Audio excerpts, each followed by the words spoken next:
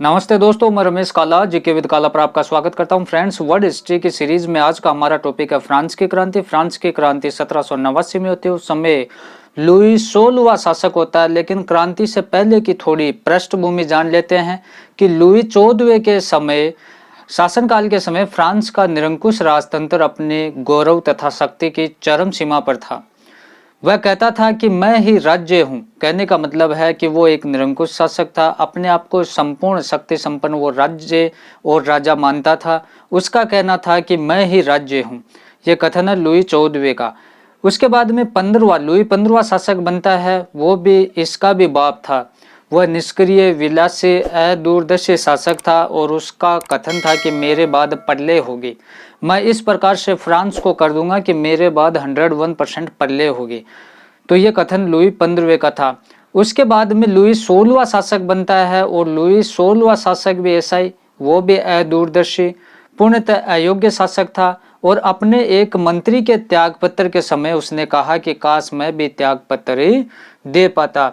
होता क्या है कि लुई 16वां एक दूरदर्शी शासक था और वो उसका एक मंत्री था, वो त्यागपत्र दे देता है। तो लुई 16वां कहता है कि काश मैं भी त्यागपत्र दे देता। इसका कारण क्या था कि सत्ता राजा के हाथों से सामंतों और चर्च के जो पादरी लोग थे उनके पास चले जाते हैं। और उस समय कैथोलिक चर्च का बाहुल्य था, मतलब कि कठपुतली शासक था ये लुई 16वां। तो वो कहता है कि काश मैं भी त्यागपत्र दे पाता। फ्रांसीसी क्रांति के समय फ्रांस का शासक लुई 16वें था और ये बुर्बो या बुर्बन वंश का था। महत्वपूर्ण फैक्ट है, याद रखना, लुई 16वां बुर्बन वंश का था। फ्रांसीसी क्रांति के समय फ्रांसीसी समाज 3 भागों में विभाजित हुआ। 1789 में जब फ्रांस की क्रांति होती है तो वहां का जो समाज 3 भागों में विभाजित था। प्रथम श्रेणी, द्वितीय श्रेणी, तृतीय श्रेणी, जिसे प्रथम स्टेट्स, द्वितीय स्टेट्स और तृतीय स्टेट्स कहते हैं। जो फर्स्ट क्लास में थे, प्रथम स्टेट्स में कौन कौन थे, इसमें पोप और पादरी आते थे। द्वितीय स्टेट में कुलीन वर्ग आता था और तृतीय स्टेट में जनसाधारण आता था। अब इसमें साफ बता रखा है कि पहले 2 वर्ग में विशेषाधिकार से युक्त थे और तीसरा वर्ग विशेषाधिकार विहीन था। मतलब प्रथम 2 वर्ग थे, प्रथम स्टेट और द्वितीय स्टेट, इनके पास तो अधिकार थे, लेकिन जो जनसाधारण था, तीसरा स्टेट था, उसके पास कुछ भी नहीं था। फ्रांसीसी क्रांति का तात्कालिक कारण आर्थिक संकट था। क्या था तात्कालिक कारण, पूछा जाता है दोस्तों। फ्रांसीसी क्रांति का तात्कालिक कारण क्या था? आर्थिक संकट था। फ्रांसीसी क्रांति के राष्ट्रीय आदर्श क्या थे? स्वतंत्रता, समानता, भ्रातृत्व। और ये आदर्श दिए किसने थे? रूसो ने दिए थे। नेपोलियन का एक कथन, आपको सिर्फ इसमें कथन याद रखना है, अगले पार्ट में नेपोलियन को डिटेल से पढ़ेंगे। नेपोलियन का कथन है, यदि रूसो नहीं होता तो क्रांति नहीं होती। किसने कहा यदि रूसो नहीं होता तो क्रांति नहीं होती? नेपोलियन ने। मिराबो का कथन है दोस्तों, मैं कुत्ता हूं, मेरे भौंकने या काटने से राजतंत्र मर जाएगा। ये किसका कथन है? मिराबो का कथन है। उसके बाद में एक महत्वपूर्ण कथन आपको याद रखना है कि लुई 16वें की रानी थी अंत्यवानित। क्या नाम था दोस्तों? अंत्यवानित। जब खाद्यान्न संकट फ्रांस के लोगों के सामने गहरा चुका था, संकट आ चुका था, तो ऐसे में पेरिस में जनसाधारण ने एक सम्मेलन किया और वहां पर भीड़ इकट्ठी हो गई। तो लुई 16वें की रानी से कहती है, वहाँ की पब्लिक कहती है दोस्तों कि हमें खाना दीजिए। तो वो क्या कहती है कि अगर रोटी नहीं है तो केक क्यों नहीं खा लेते। मतलब इतना विलासी जीवन था इनका कि इनको यही पता नहीं है कि केक सस्ता है या रोटी सस्ती है। और वो कहते हैं कि अगर पब्लिक को कहती है कि अगर आपके पास रोटी नहीं है तो कोई बात नहीं, केक खाकर काम चला लो। तो ऐसा इनका जीवन था। यदि रोटी नहीं है तो केक क्यों नहीं खा लेते। ये कथन किसका है? लुई 16वें की रानी अंत्यवानित का। ये कागज का टुकड़ा नेपोलियन की सेना से भी अधिक शक्तिशाली है। मानव अधिकारों के सार्वभौमिक घोषणा पत्र के संबंध में लॉर्ड एक्टर ने कहा था। देखो, मानव अधिकारों के सार्वभौमिक घोषणा पत्र, वहां के लोगों के अधिकारों का एक घोषणा पत्र तैयार किया गया जिसे सार्वजनिक किया गया। और उसके बारे में लॉर्ड एक्टर ने कहा कि जो लॉर्ड एक्टर है उसने क्या कहा कि ये कागज का टुकड़ा नेपोलियन की सेना से भी अधिक शक्तिशाली है, हम इसके तहत आंदोलन करेंगे। ये कथन लॉर्ड एक्टर का था। मैं क्रांति हूं और मैंने क्रांति को नष्ट किया, ये कथन भी नेपोलियन का था। किसका था? नेपोलियन का क्या कथन? मैं क्रांति हूं और मैंने क्रांति का नष्ट किया। उसके बाद में लुई 16वां, ऐसा प्रतीत होता है कि दुनिया मेरे ऊपर गिर रही है। लुई 16वें का क्या कथन है दोस्तों कि मुझे ऐसा प्रतीत हो रहा है कि दुनिया मेरे ऊपर ही गिर रही है। अब सबसे मोस्ट इंपॉर्टेंट जो कथन है एग्जाम में पूछा जाता है वो आप देख सकते हैं दोस्तों, मैंने वर्ड हिस्ट्री कंप्लीट करवा रखी है। आपके वर्ड हिस्ट्री के नाम से प्ले लिस्ट है, डिस्क्रिप्शन में उसका लिंक है, वहां से जाकर आप पूरी वर्ड हिस्ट्री को पढ़ सकते हैं। मुझे एक शेर का शासन अनेक चूहों के शासन से अच्छा लगता है, ये कथन किसका है? वॉल्टेयर का है। प्रकृति की शरण लो, ये कथन रूसो का, ये कथन आपको याद रखने हैं। मनुष्य स्वतंत्र और समान पैदा हुआ है, वह सर्वत्र बंधनों में जकड़ा हुआ है, ये कथन रूसो की पुस्तक सोशल कॉन्ट्रैक्ट या सामाजिक समझौता का पहला वाक्य है। तो इसमें 2-3 प्रश्न बन गए कि रूसो की पुस्तक का क्या नाम है? सोशल कॉन्ट्रैक्ट या सामाजिक समझौता। सोशल कॉन्ट्रैक्ट के लेखक कौन है? रूसो। और रूसो की जो पुस्तक है उसका पहला वाक्य क्या है कि मनुष्य स्वतंत्र और समान पैदा होता है लेकिन वह सर्वत्र बंधनों में जकड़ा हुआ है।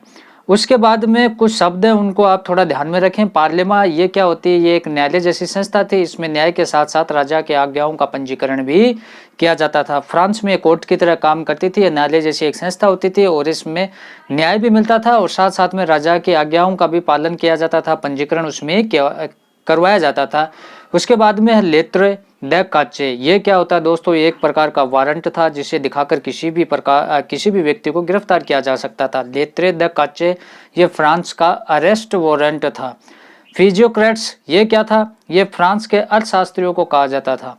फ्रांस में अर्थशास्त्रियों को दोस्तों फिजियोक्रेट्स कहा जाता था। असाइनेट ये क्या होता था? चर्च की संपत्ति पर जो बॉन्ड पत्र तैयार किए जाते थे इसे असाइनेट कहा जाता था। काइये ये तीसरे वर्ग या थर्ड स्टेट की समस्याओं की सूची पत्र था। काइये किसे कहते थे? जो तीसरा स्टेट था, जनसाधारण था, उसकी समस्याओं की सूची जो एकत्रित की जाती थी उसे काइये कहा जाता था। शाक्युलोथ, शाक्युलोथ क्या होता है कि क्रांति की पूर्व संध्या पर जो भूखे नंगे लोग पेरिस में एकत्रित हुए उन्हें शाक्युलोथ कहा जाता है।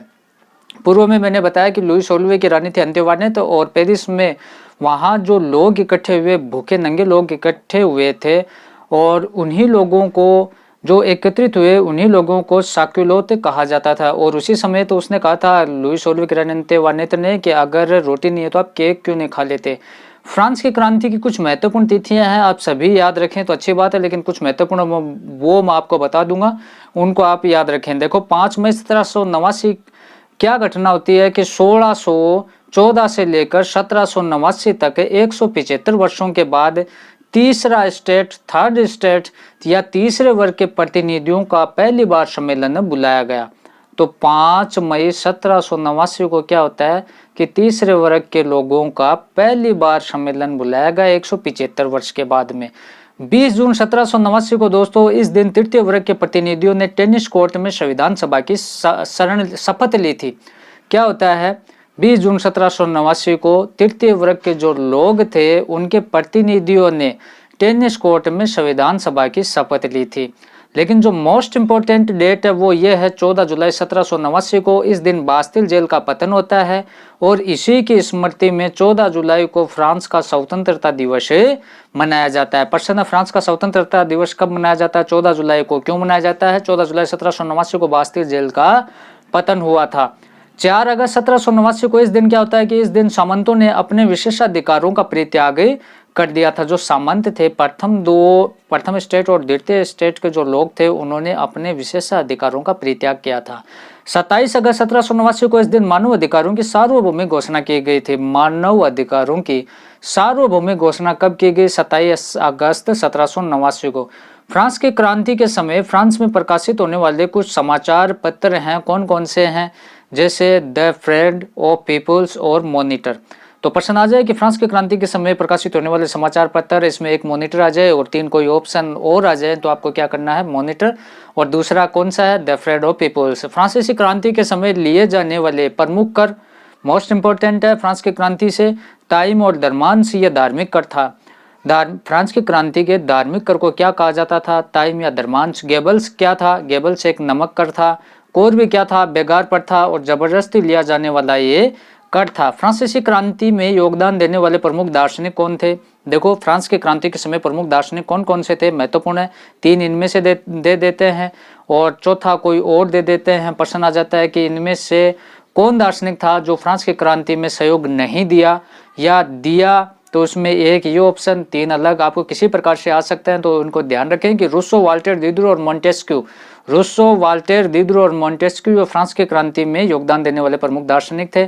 द स्पिरिट ऑफ लॉज, कानून की आत्मा के लेखक मोंटेस्क्यू थे। मोंटेस्क्यू की पुस्तक का क्या नाम था? द स्पिरिट ऑफ लॉज, जिसे हिंदी में कानून की आत्मा कहा जाता है। फ्रांसीसी क्रांति के समय फ्रांस के सक्रिय दल थे। जो फ्रांसीसी क्रांति हुई तो उस समय काफी दल बन गए थे, सक्रिय दल। इन दलों के आप संस्थापक सिर्फ याद रखें तो अच्छा है। जैकोबिन दल, इसका संस्थापक रोबस्पियर था। और ये जैकोबिन दल क्या था? ये यथार्थवादी दल था और आतंक का राज्य स्थापित करना चाहता था। जैकोबिन दल का संस्थापक कौन था? रोबस्पियर था। जीरोदेंस दल, इसका संस्थापक मदानरोला था, ये आदर्शवादी दल था। और कार्डेलियन दल, इसका संस्थापक दांते था। वेरी वेरी मोस्ट इंपोर्टेंट है, कार्डेलियन दल का संस्थापक कौन था? दांते था। लुई 16वां रूस की रानी अंत्यवानेत को 1793 में फांसी पर चढ़ाया गया। कब? 1793 में। फ्रांस का राष्ट्रीय पंचांग या कैलेंडर 22 सितंबर 1792 को लागू हुआ था। कब? 22 सितंबर 1792 को लागू हुआ। फ्रांस का राष्ट्रीय पंचांग लागू हुआ और 1791 में फ्रांस का संविधान बना। दोस्तों, फ्रांस का राष्ट्रीय गान मार्शिले है। इस प्रकार से हमने फ्रांस की क्रांति से जुड़े महत्वपूर्ण तथ्यों को देखा। इसके बाद में हमारा दूसरा पार्ट आएगा नेपोलियन बोनापार्ट से संबंधित, वो भी जरूर देखें। वीडियो को लाइक करें, शेयर करें। चैनल पे आप नए हैं तो चैनल को सब्सक्राइब कर लें। धन्यवाद दोस्तों, बाय।